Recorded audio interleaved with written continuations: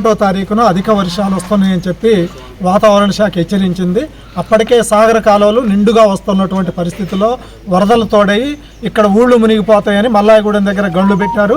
ఇవాటికి 21 రోజులైనా గండ్లు పొరచడంలో అధికారులు అట్లే దాన్ని పర్యవేక్షించే పని చేయటంలో ప్రభుత్వ యంత్రాంగం విఫలమైనందున ఇవాళ వరదల్లో మునిగిపోయిన 600 ఎకరాలు కాక అదనంగా ఈ ప్రభుత్వ నిర్లక్ష్యంతో ఇంకొక 600 ఎకరాల భూమి నేలకొండపల్లి మండలంలో నాటుబెట్టిన వరి పొలాలు 15,000 నుంచి 20,000 పెట్టుబడి పెట్టిన రైతుల పొలాలు ఎండిపోతున్నాయి. దీన్ని కాపాడాలని చెప్పి మేము ఎన్ఎస్పీ అధికారుల దగ్గరకు వచ్చాం.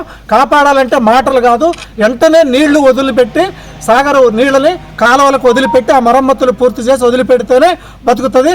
అట్లే పంటలు ఎండిపోతున్న పైర్లని పరిశీలించి వాళ్ళకు కూడా నష్టపరిహారం ఇవ్వాలని విజ్ఞప్తి. 31వ తారీఖున అధిక వర్షాలు వస్తున్నాయని చెప్పి వాతావరణ శాఖ హెచ్చరించింది.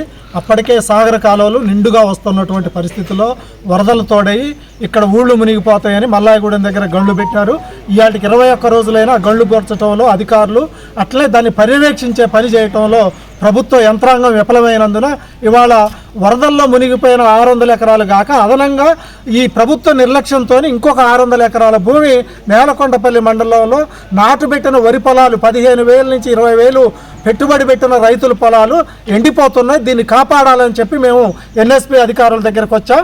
కాపాడాలంటే మాటలు కాదు, వెంటనే నీళ్లు వదిలిపెట్టి సాగర్ నీళ్ళని కాలువలకు వదిలిపెట్టి ఆ మరమ్మతులు పూర్తి చేసి వదిలిపెడితేనే బతుకుతుంది. అట్లే పంటలు ఎండిపోతున్న పైర్లని పరిశీలించి వాళ్ళకు కూడా నష్టపరిహారం ఇవ్వాలని విజ్ఞప్తి. అసలైన తొలి వెలుగు. ఫాలో వాట్సాప్ @తొలి వెలుగు అఫీషియల్.